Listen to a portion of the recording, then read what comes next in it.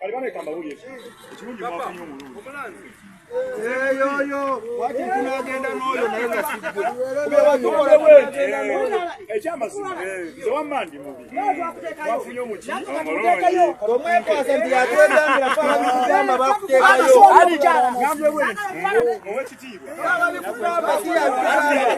Alize waali. Nze sitambula muntu yenna. Nga bwe twakuwa omukisa naye katugumuwe. Naye baba tasayininze kugumula. Naye ajja sayininga kyamasoga.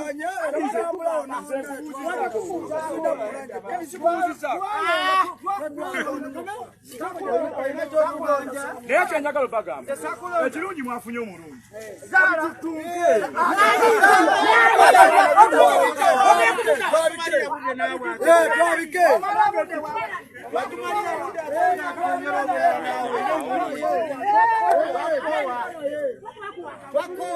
Andi mbuuza ate onyiiga otya ng'olina omulungi. Ekyamaguzi kyange ekiba kirungi ate kaaga nakyogerera.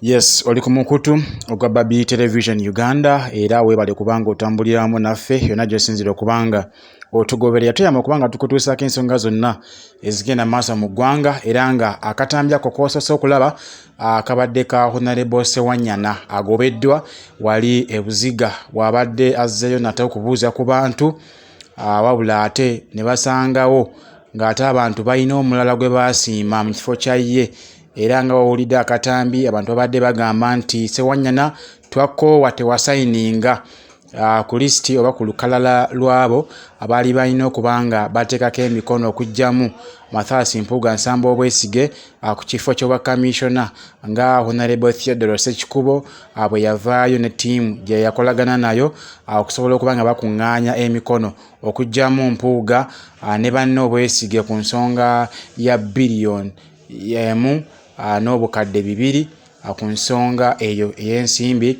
ze beegabanya. Mpuuga ye yafunako 5 naye okusinziira ku bamemba palamenti abava mu kibiina kya National Unity Platform actually bonna bali expected okubanga bateeka signature ku kiwandiiko kino naye okusinziira kwabo abatono ennyo abatanaba kubanga bateekako kwe kuli ono Alan Ssewanyana kuliko Kiyaga oba ono gwe tuyita Dr. Hildaman mumuwulira engeri gy'addamu bannamawulire yamubuuza ekibuuzo wakati we ne Kyagulanyi kye kigenda mu maaso wabula Dr. Hildaman kye yaddamu munnamawulire yamugamba mbu ebibuuzo baamawo. So n'olw'ensonga eyo bannayuganda abantu bwe batyo mubeegendereze mubalaba ba Joyce baagala batandise okubanga bezzaayo mu bantu naye abantu babakubye igino babagobye mulaba kye bakoze Ssewanyana asigwe mulundi ogusoose agokko okulaba nga Ssewanyana bamugoba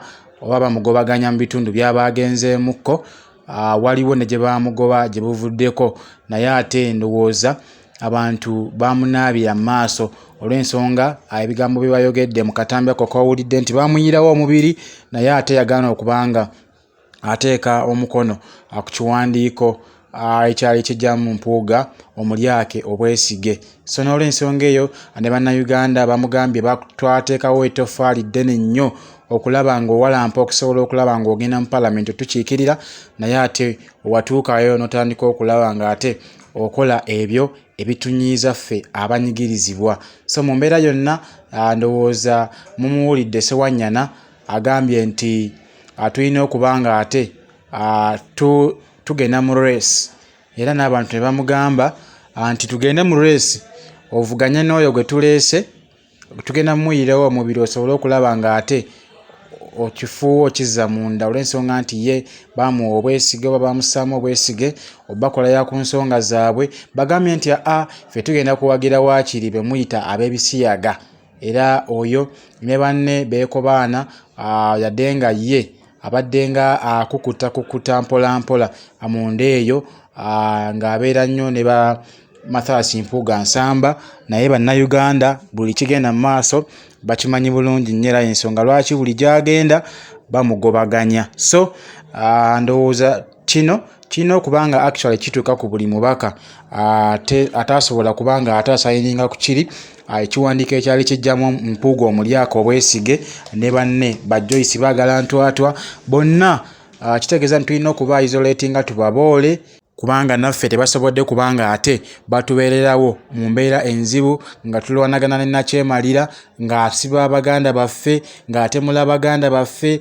abali ku mataka gaabwe babasenda mu kifo kye bandituyiriddewo omubiri embeera eyo neekoma oba ne bateekako ettoffaali ku kutaasa muntu wa wansi anyigirizibwa wabula ate ne basalawo okwegattana ne Nakyemalira banyigirize abo already abanyigirizibwa ate nga bwe babawa obuyinza oba bwe baba bateekamu obwesige basobole okulaba nga ate babakiikirira okulwanyisa embeera angeezo. So bwe babeera nga basazeewo okubanga beegatta ne Nakyemalira basobole okubonyaabonya Munnayuganda tulina okuba nga tubajjamu obwesige tubaboole tubagaane tugaane okwatendinga obupatepate bwe bategeka okutubuzaabuza okutusika emitima n'okutugabula obusente obutaliimu ate nga kuze babba mpitirivu nnyo ezandibadde zikozesebwa ate okuyamba Munnayuganda omuntu wa wansi asembereyo ddala anyigirizibwa. So n'olw'ensonga eyo ngenda kukusaba itambuza obubaka buno osobole okuba nga butuuka ku buli Munnayuganda. Kino kyalina okukola omubaka we eyava ku mulamwa